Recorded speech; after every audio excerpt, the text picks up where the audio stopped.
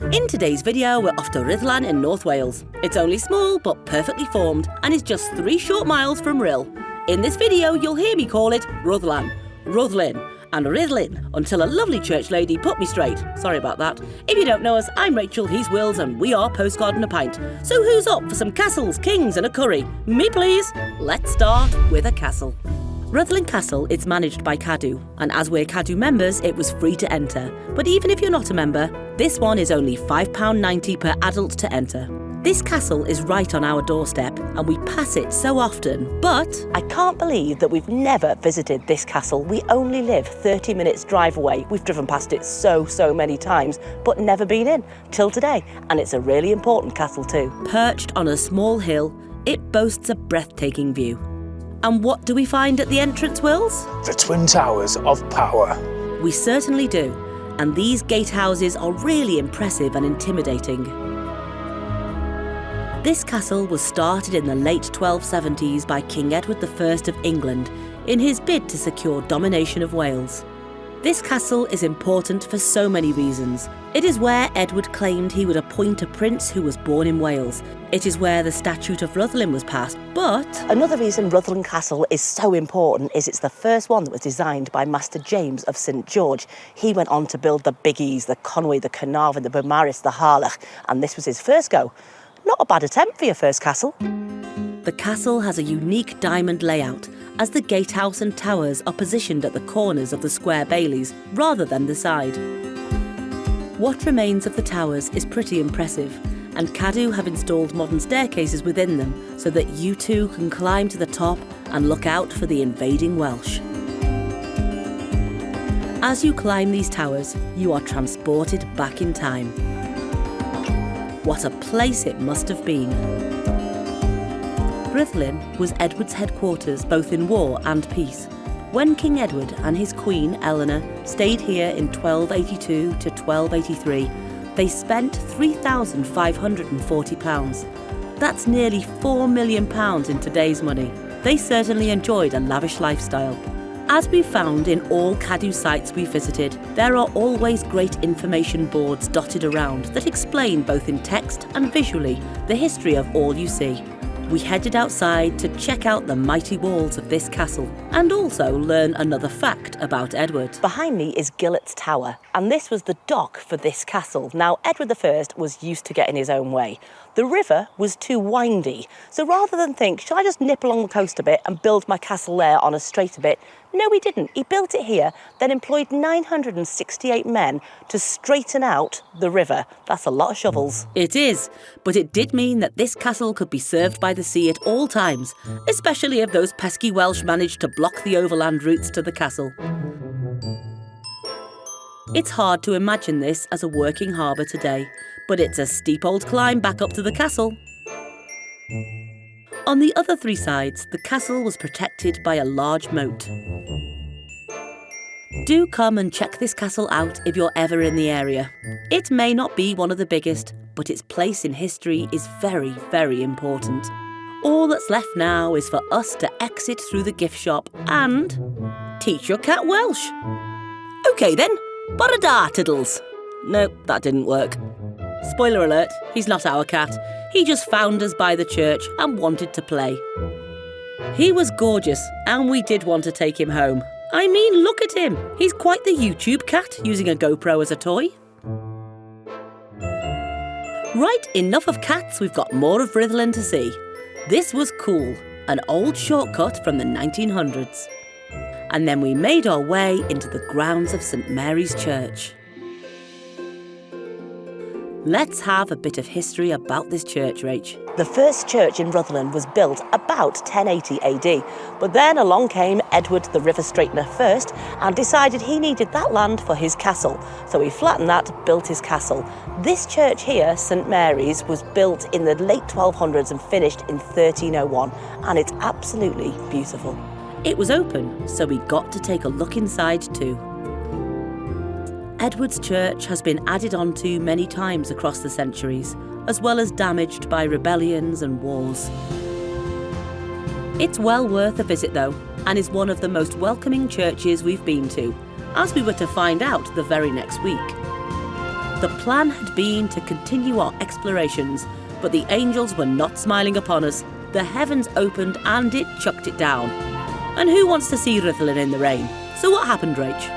Okay, disclaimer, it is now the following Sunday. Last week, the heavens opened and down came the rain. And I know you've seen us get soaked many, many times, but we are fair weather vloggers. But there's still more to see in Rhuddlan. So here we are again the following Sunday. And today, it's the site of an old Motte Castle, Twthill. Let's go. This is only about a 10-minute walk from the castle, if that. So, after a quick walk through the town, we were at the castle once again. And quickly found the path. It's very well signposted. The castle here was built in 1073 by Robert of Rhyddlan. All that remains now is the motte, or mound. All across time there have been power struggles between the English and the Welsh, with Robert being appointed the Earl of Chester's commander of troops in 1072. It was time to invade. In 1072, Robert set out to capture North Wales for the Earl of Chester. He had a Motte Castle built right here where we're standing at Twthill. Twthill, meaning lookout, and what a view. It really is. You can see for miles. It's hard to imagine that medieval battles once raged across these fields, and knights and kings fought here for domination. With each passing century, the land has transformed, yet the echoes of its past are etched into every stone and tree. Now who's the king of the castle? Wills is. For somewhere we've only ever driven past, this was turning into a gem of a place. And there was more to come, eh, Rach? Now, I know we went to St Mary's last week and you've just seen this church in this video, but there seems to be an event on today, so we're going to go check it out.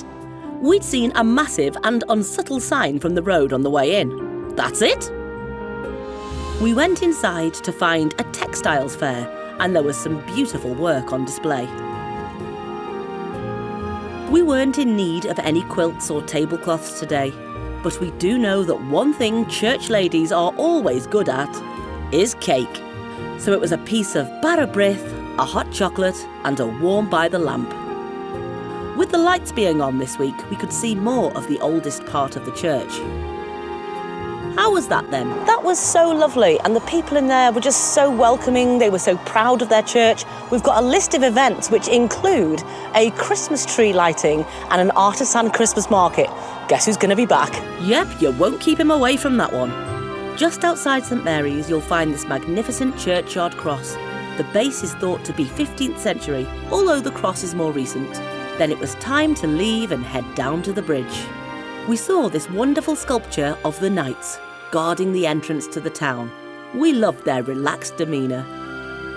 Then onto the bridge and a look at what was once a busy port. It's hard to believe that this was once one of the most important ports in North Wales, exporting grain, timber and lead ore. This stone bridge is beautiful and gives you great views of the castle, some history and a weather update. It's windy. There's been a bridge here since 1277. This one dates from 1595. It's a very historical bridge. Now, all that history is pretty impressive, but did you know the bridge behind me is also a movie location? It was used in the film Holiday on the Buses, and it's where Olive and her family got run off the road by the bus, and all their cases ended up in the River Clwyd. And if you check out our video, Worst Rated Holiday Park in the UK, you'll see loads more about that film and the locations. We'll link it below. But now we've a nature reserve to find. Rhuddlan really is pulling out all the stops today. A curry house, a Starbucks, and only 3 miles to Rhyl. Ah, here's the nature reserve. Let's take a look. This nature reserve is accessible for all and sits on the former site of the old railway station. Isn't that right, Wills? These steps here are all that still remain from the old railway station, and this was part of the line that used to run from Rhuddlan to Rhyl. Thanks, lad. Now it's a gorgeous place to walk and meet local dogs. Good boy, and no, I don't have any biscuits in my pocket. A little more about this lovely place, Rach. With the decline of the railways, this area just got left and abandoned, but local people helped make it into the nature reserve it is now. It's one of North Wales's newest nature reserves, and already kingfishers, otters and water voles have moved in. Is it lovely? Yes, it is. Is it relaxing? Not particularly, with a dual carriageway thundering down the side of it. But it's a great place to walk your dog. And if all that nature has moved in, then it's got to be good. We did actually see a water vole, but didn't catch it on camera. We walked to the lake and saw Sharon Swan. She's a single mum of 6, and she seems to be doing pretty well.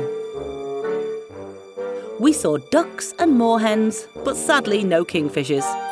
All around the reserve are sculptures. That's a heron, and that's a walker. Time to head back over the bridge, as there are a couple of things we want to see in town. And we're starving too, so it's got to be time for lunch. The first place is this building, Parliament House. It is said that Edward I passed the Statute of Rhuddlan from this site, and this stone is all that remains. This is likely not true, as there is no evidence to suggest that a parliament was held here, but the statute was passed and introduced English common law to Wales. Rhuddlan is quite a small town, but it certainly packs in the history. We had one place left to find, and then it's lunchtime. So what have we got here, Rach? Next to me is the banquet house, and this is one of the mysteries of Rhuddlan.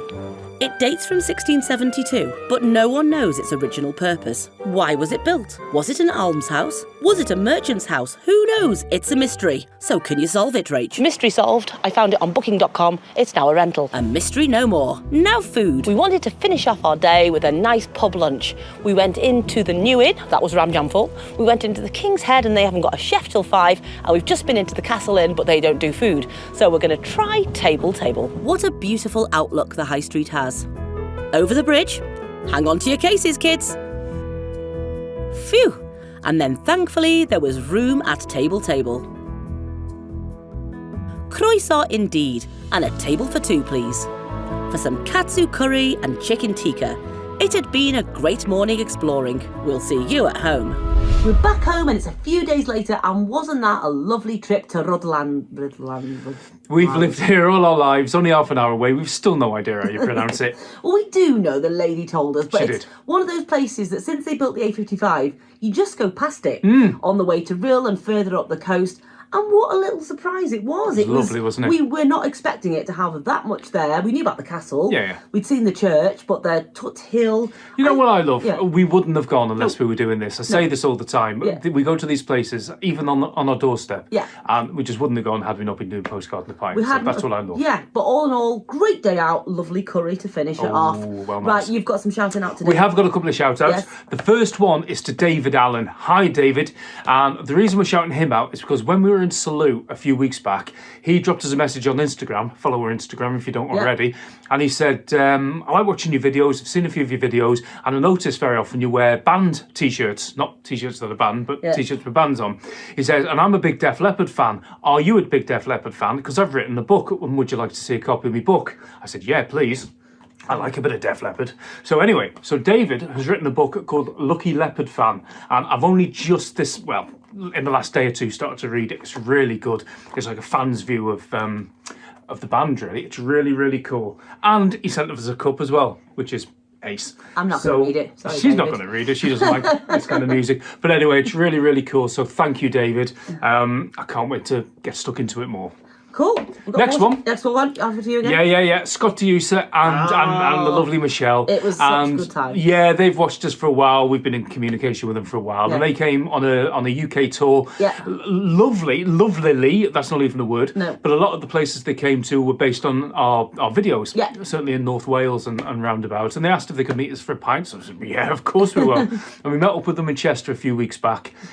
They bought us a Christmas decoration. They have. I mean, it's lovely. We can't it's show it so you now. nice. We'll show it you nearer Christmas. Because it's in the Christmas It's in the box. Christmas It's box packed away. and also the living room is being decorated, so Yeah. we can't get into that. But it was so nice to meet you guys, and we always said at the time that if we were American, we'd be them. Yeah, and they said were if- just like us, if same they were sense of Brits, humour. they'd be us. And while we're talking about America, can we just say, I hope you guys are all okay. We've been seeing on our news the floods. Yeah. It looks absolutely awful. And we've been speaking to a few people Yeah. now. It's been chaos over there. It's been horrible. So our sending thoughts are with you. loads of love, and I hope everybody is okay. Absolutely. Right, we've got absolutely. anything else to do? I think that's probably it. So we should probably sign off. Yeah. But as you'll see, no pint. No School pint. night as we film this. School night, got to go back to work. But if you- luckily... Oh, hang on, no, but if you like this video... Oh, yes. If you like the video, if you'd hit the button and do all that, subscribe. There's Patreon, there's Instagram, there's all manner of stuff. Just Leave hit the us a like comment. button, leave us a like, Yeah. whatever you want. But as Will was saying, very luckily, we haven't got a pint, but we did have one We did. over at the Bear and Billet. In Chester. In Chester. With Scott and... Michelle. Scott and Michelle, yeah. So we are going to cut back to Chester now and do our cheers from there. take it away. As we say in Postcard and a Pint, Cheers to the good times!